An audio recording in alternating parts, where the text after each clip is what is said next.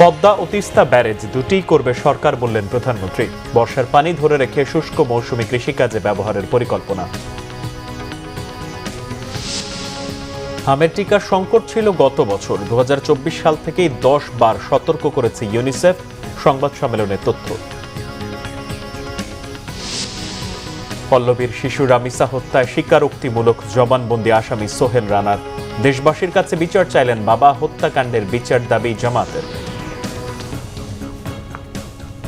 দেখছিলেন crown cement সংবাদ শিরোনাম।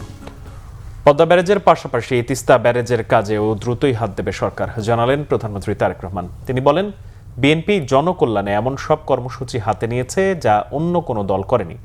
দুর্যোগ থামাতে না পারলেও কিভাবে দুর্যোগের হাত থেকে দেশের মানুষকে রক্ষা করা যায় সে বিষয়ে কাজ করছে বিএনপি। গাজীপুরের টঙ্গীতে জাতীয় দুর্যোগ ব্যবস্থাপনা গবেষণা ও প্রশিক্ষণ ইনস্টিটিউটের ভিত্তিপ্রস্তর স্থাপন ও সুধী সমাবেশে এসব কথা বলেন প্রধানমন্ত্রী। জাহাঙ্গীর আলমদের রিপোর্ট, ক্যামেরায় ছিলেন জাহাঙ্গীর আলম।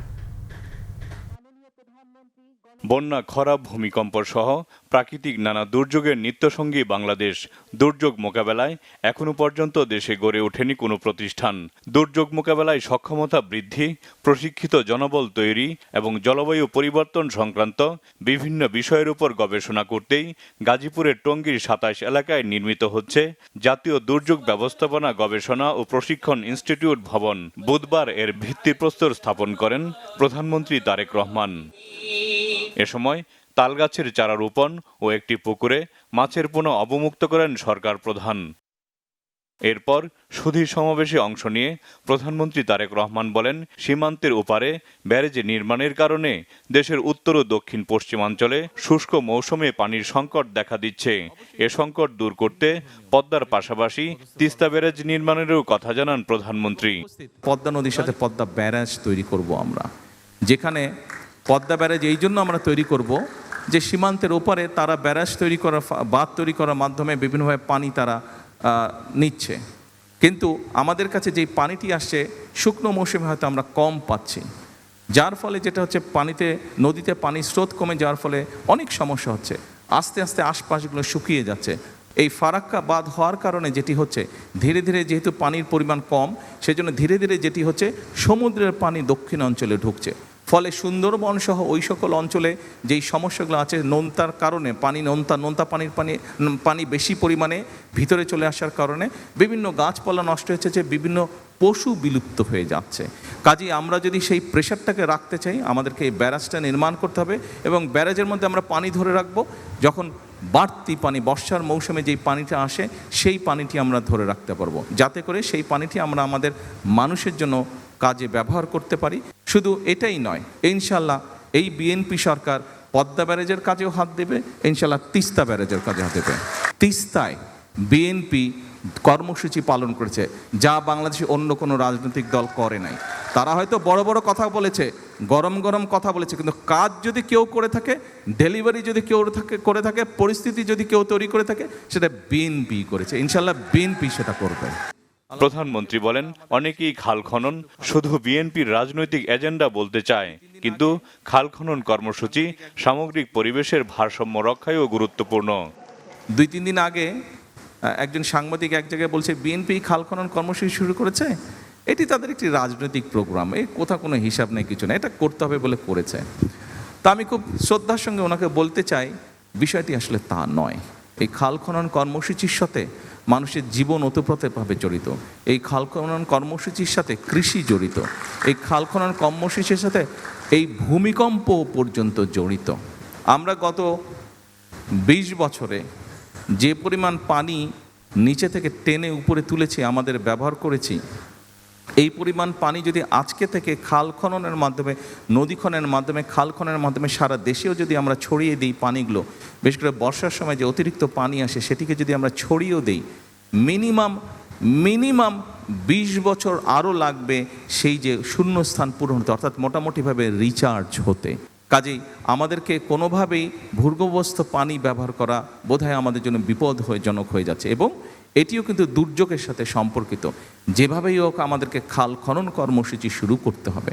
দুর্যোগ আমরা থামাতে পারবো না, কিন্তু আমরা যেটা করতে পারি আমরা দুর্যোগ সম্পর্কে মানুষকে ওয়াকিফাল করতে পারি। আমরা যেটা করতে পারি, আমরা মানুষকে সচেতন করতে পারি। অনুষ্ঠানে শহীদ রাষ্ট্রপতি জিয়াউর রহমানের স্মৃতি সংবলিত একটি উপহার প্রধানমন্ত্রীর হাতে তুলে দেন গাজীপুরের জেলা প্রশাসক নুরুল করিম ভূঁইয়া। জাহাঙ্গীর আকন্দ, বাংলা ভিশন, ঢাকা। জাতিসংঘের শিশু বিষয়ক সংস্থা ইউনিসেফ বলছে 2024 সাল থেকেই তারা সরকারকে টিকার সংকট নিয়ে 10 বার সতর্ক করেছিল, কিন্তু পর্যাপ্ত টিকা না থাকায় পরিস্থিতি ক্রমেই জটিল হয়ে ওঠে। রাজধানীর ইউনিসেফ বাংলাদেশ কার্যালয়ে এক সংবাদ সম্মেলনে এই তথ্য তুলে ধরেন সংস্থাটির বাংলাদেশের প্রতিনিধি রানা ফ্লাওয়ার্স। সংবাদ সম্মেলনে জানানো হয় 2025 সালের অগাস্ট থেকে নভেম্বর পর্যন্ত দেশে 1,78,00,000 হামের টিকা আসে, যা ছিল মোট চাহিদার মাত্র 1/3। দেশে বছরে প্রায় 7 কোটি হামের টিকার প্রয়োজন হলেও দীর্ঘ সময় পর্যাপ্ত রুটিন টিকা পাওয়া যায়নি। ইউনিসেফ জানায়, টিকার ঘাটতির বিষয়টি নিয়ে তারা 2024 সাল থেকে অন্তত 10টি বৈঠকে সরকারকে সতর্ক করেছে। পাশাপাশি 5 থেকে 6 বার আনুষ্ঠানিক চিঠিও দিয়েছে বলেও জানায় তারা। শুধু স্বাস্থ্য মন্ত্রণালয় নয়, পররাষ্ট্র মন্ত্রণালয়কেও এই বিষয়ে অবহিত করা হয়েছিল বলে জানানো হয়। সংবাদ সম্মেলনে বলা হয়, দীর্ঘদিন রুটিন টিকাদান কার্যক্রম ব্যাহত হওয়ায় অনেক শিশু টিকার বাইরে থেকে যায়। এর ফলে দেশে হামের সংক্রমণ ছড়িয়ে পড়ার ঝুঁকি বেড়ে যায় এবং শেষ পর্যন্ত বড় ধরনের প্রাদুর্ভাব পরিস্থিতি তৈরি হয়। রাজধানীর পল্লবীতে দ্বিতীয় শ্রেণীর স্কুল ছাত্রী শিশু রামিসা আক্তারকে ধর্ষণের পর হত্যার ঘটনায় দায় স্বীকার করে জবানবন্দি দিয়েছে প্রধান আসামি সোহেল রানা। পরে তাকে কারাগারে পাঠানোর আদেশ দেন ঢাকা মেট্রোপলিটন ম্যাজিস্ট্রেট আমিনুল ইসলাম জুনায়েদের আদালত। এদিকে মেয়ে হত্যার বিচারের ভার দেশের মানুষের ওপরই দিয়েছেন রামিসার বাবা। বিস্তারিত গ্যালমান শফির রিপোর্টে। পল্লবীর একটি ফ্ল্যাটের খাটের নিচ থেকে মঙ্গলবার সকালে রামিসার মস্তকবিহীন দেহ এবং পরে বাথরুম থেকে খণ্ডিত মাথা উদ্ধার করে পুলিশ। এ ঘটনায় পল্লবী থানায় একটি হত্যা মামলা হয়েছে। বুধবার বিকেল 3:15টার দিকে অভিযুক্ত সোহেল রানাকে ঢাকার চিফ মেট্রোপলিটন ম্যাজিস্ট্রেট আদালতে হাজির করা হয়। আদালতে দোষ স্বীকার করে জবানবন্দি দেয় সে। দুইজনে, একজনে 164 প্রদান করে, স্বীকৃতমূলক জবান প্রদান করে, আর অন্যজন সে করে নাই। তার দুজনকেই পরবর্তীতে বিজ্ঞ আদালত জবানবন্দি গ্রহণ করার পরে দুজনকেই সিডব্লিউ মূল্যে জেল হাজতে প্রেরণ করে। বিচার পাওয়া নিয়ে সংশয় শোকাহত রামিসার বাবার। তারপরও তিনি বিচারের ভার দিলেন দেশের মানুষের কাছে। আমার মেয়ে আল্লাহর কাছে চলে গেছে।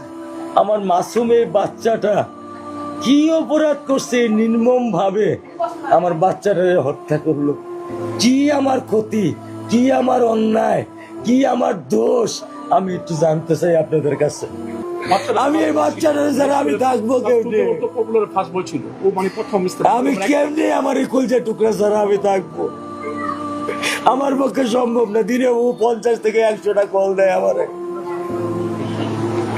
বাবা তুমি কখন আসবা? বাবা তুমি কখন আসবা?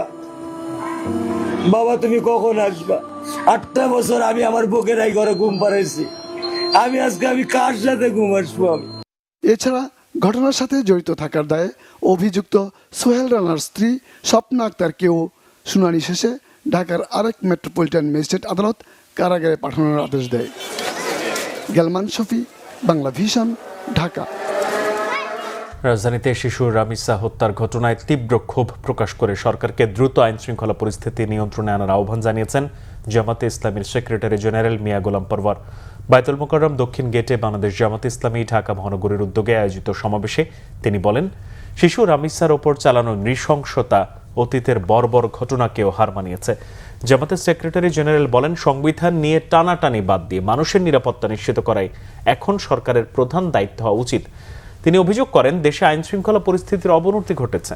বিএনপি ও ছাত্র দলের নেতাকর্মীদের বিরুদ্ধে নৈতিক অবক্ষয় অপরাধে জড়িত থাকার অভিযোগও তোলেন তিনি। এছাড়াও ধর্ষণের মতো জঘন্য অপরাধ দমনে আইন সংশোধন করে ধর্ষকদের সর্বোচ্চ শাস্তি মৃত্যুদণ্ড নিশ্চিত করতে দাবি জানান জামাতের এই নেতা।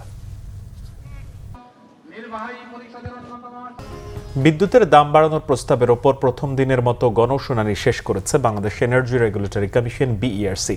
গণশুনানিতে অংশ নিয়ে বিপিডিবি আবাসিক গ্রাহকদের ইউনিট প্রতি বিদ্যুতের গড় দাম 7 টাকা 20 পয়সা থেকে বাড়িয়ে 8 টাকা 65 পয়সা করার প্রস্তাব করেছে।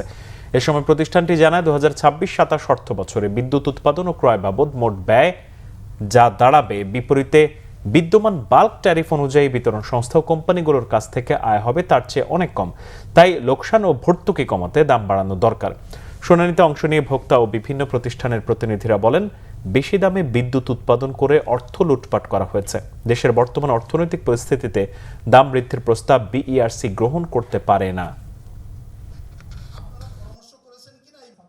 প্রসঙ্গ, বাংলাদেশের সঙ্গে আন্তর্জাতিক সীমান্তে কাঁটাতারের বেড়া নির্মাণের জন্য ভারতীয় সীমান্তরক্ষী বাহিনী বিএসএফকে আনুষ্ঠানিকভাবে ২৭ কিলোমিটার জমি দিয়েছে ভারতের পশ্চিমবঙ্গ রাজ্য সরকার।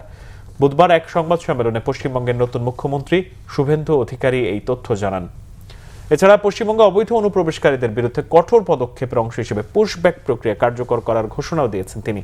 পশ্চিমবঙ্গে ক্ষমতায় আসার মাত্র 11 দিনের মধ্যেই প্রথম দফায় ২৭ কিলোমিটার দীর্ঘ জমি বিএসএফ এর কাছে হস্তান্তর করেছেন মুখ্যমন্ত্রী শুভেন্দু অধিকারী। বুধবার রাজ্য সচিবালয় ভবন নবান্নে বিএসএফ কর্মকর্তাদের সাথে জরুরি বৈঠক শেষে এই পদক্ষেপ নেয় রাজ্য সরকার। সীমান্তে মূলত 2 ধরনের জমি হস্তান্তর করা হয়েছে। বাংলাদেশের সাথে ভারতের মোট 4000 কিলোমিটার সীমান্ত রয়েছে। এর মধ্যে পশ্চিমবঙ্গের সঙ্গেই রয়েছে 2200 কিলোমিটার। এর মধ্যে 1600 কিলোমিটারে কাঁটাতার রয়েছে, বাকি 600 কিলোমিটারে কাঁটাতার অসম্পূর্ণ। ফুটবলের খবর, ফেডারেশন কাপে চ্যাম্পিয়ন বসুন্ধরা কিংস ফাইনালে পিছিয়ে থেকে দারুণ প্রত্যাবর্তনে মোহামেডানকে 3-2 গোলে হারায় তারা। হ্যাটট্রিক সহ জিতে নেয় ফেডারেশন কাপের 5ম শিরোপা। তবে চলতি মৌসুমের পারিশ্রমিক বকেয়া থাকায় ম্যাচ খেললেও প্রতিবাদ স্বরূপ শিরোপা প্রদান অনুষ্ঠানে যাননি বসুন্ধরার ফুটবলাররা। হয়নি কোনো উদযাপনও। মানিক মাহমুদের রিপোর্ট। ঘরোয়া ফুটবলের অন্যতম মর্যাদাপূর্ণ টুর্নামেন্ট ফেডারেশন কাপ ফাইনালে মুখোমুখি দেশসেরা 2 দল বসুন্ধরা কিংস ও মোহামেডান স্পোর্টিং ক্লাব। ম্যাচের শুরুতেই এগিয়ে যায় মোহামেডান। 4 মিনিটে মুজাফফরফের ফ্রি কিকে পরাস্ত কিংস গোলরক্ষক মেহেদি হাসান শ্রাবণ। তবে সাদা কালোদের আনন্দ বেশিক্ষণ স্থায়ী হয়নি। পেনাল্টিতে স্বাগতিকদের সমত এনে দেন ডোরিয়েলটন গোমেজ। ডি বক্সে আরিফকে তপুর ফাউলে পেনাল্টি পায় মোহামেডান। স্পট কিকে দলকে এগিয়ে নেওয়ার সুযোগ নষ্ট করেন মুজাফফরফ। আক্ষেপটা পুষিয়ে দেন সৌরভ দেওয়ান। ব্যবধান 2-1 করেন এই তরুণ ফরওয়ার্ড। দলকে নিরাপদ অবস্থানে নিতে দারুণ সুযোগ পেলেও অমার্জনীয় মিসে হতাশ করেন সৌরভ, যার চরম মাসুল দিতে হয় সাদা কালো জার্সিধারীদের।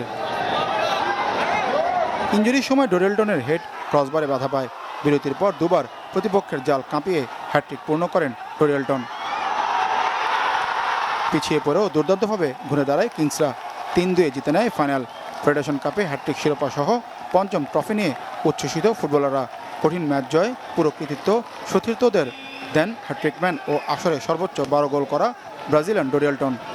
I can score a hat-trick today, but I don't play alone. I want to say thank you for every player here. ডোরিয়েলটন আছে, আমরা সবাই জানি, তো যে কোনো সময় যে কোনো কিছু করতে পারে। আমরা সবসময় গেমে থাকার চেষ্টা করছি। আমরা আজকে জিততে পারছি আলহামদুলিল্লাহ, আল্লাহর রহমতে, এবং আমরা ট্রেবল দিচ্ছি। আমরা অনেক লং সিজন শেষ করলাম। 2-3 দিন পর খেলা ছিল। আমাদের আসলে এনার্জি লেভেল আমার কাছে মনে হয় আর কারো আছে। আমরা আমাদের সর্বোচ্চ এফোর্ট দিয়েছি। অনুভূতি অবশ্যই অনেক ভালো, কারণ ইজি ছিল না আজকের ম্যাচটা। সো হোপফুলি আমরা ম্যাচটা জিততে পারছি আলহামদুলিল্লাহ। এই মৌসুমের পারিশ্রমিক এখনও বকেয়া কিংসের ফুটবলারদের। নীরব দ্বন্দ্ব ক্লাব কর্তাদের সাথে। তারপরও ক্লাবকে ডাবলস ট্রফি উপহার দিয়েছেন ফুটবলাররা। যদিও অভিনব প্রতিবাদে চ্যাম্পিয়ন ট্রফি নিতে মাঠে আসেননি কিংসের ফুটবলাররা। বর্জন করেন শিরোপা প্রদান অনুষ্ঠান। কিংস অ্যারেনায় উদযাপনের বদলে বিষণ্ণতা ফাইনাল শেষে। প্লেয়ারদের যে পারিশ্রমিক যে দেওয়ার কথা ছিল সেগুলো হয়তো তারা সময় মতো দিতে পারে নাই। ম্যাক্সিমাম দিয়েছে, কিন্তু কয়েকটা জিনিস আছে যেগুলো দিতে পারে নাই। তারা বলেছে যে আজকে কালকের মধ্যে দিবে, শুক্রবারের মধ্যে একটা পার্টি করে সার দেবে ডেফিনেটলি। তার জন্য আজকে খেলা একটু রাগ আর ক্ষোভ, অভিমান থেকেই কাজ করেছে, আর নাথিং এলস। ফরেন প্লেয়ার চলে গেছে, ফরেন কোচ চলে গেছে, ট্রেনার চলে গেছে, তারেক কাজী চলে গেছে। তারপরে যারা আছে, আমরা সবসময়, আমি আর জেলানি এই টিমটাকে নিয়ে অনেক দিন ধরে কাজ করছি। ফাইনাল সেরা, সর্বোচ্চ গোলদাতা ও টুর্নামেন্ট সেরার পুরস্কার জিতে নেন কিংসের একমাত্র বিদেশি ফুটবলার ব্রাজিলিয়ান ডোরিয়েলটন। টুর্নামেন্টের ফেয়ার প্লে ট্রফিও জিতে নেয় চ্যাম্পিয়ন বসুন্ধরা কিংস। মানিক মাহমুদ, বাংলা ভিশন, ঢাকা। সংবাদ শেষ করব, ক্রাউন সিমেন্ট শিরোনামগুলো আরো একবার জানি। পদ্মা ও তিস্তা ব্যারেজ দুটিই করবে সরকার, বললেন প্রধানমন্ত্রী। বর্ষার পানি ধরে রেখে শুষ্ক মৌসুমী কৃষিকাজে ব্যবহারের পরিকল্পনা। আমের টিকার সংকট ছিল গত বছর। 2024 সাল থেকেই 10 বার সতর্ক করেছে ইউনিসেফ। সংবাদ সম্মেলনে তথ্য। পল্লবীর শিশু রামিসা হত্যায় স্বীকারোক্তিমূলক জবানবন্দি আসামি সোহেল রানার। দেশবাসীর কাছে বিচার চাইলেন বাবা। হত্যাকাণ্ডের বিচার দাবি জামাতের। এই ছিল এখনকার মতো। পরের সংবাদ সকাল 7:30টায় দেখার আমন্ত্রণ রইল। এতক্ষণ সাথে থাকায় ধন্যবাদ সবাইকে।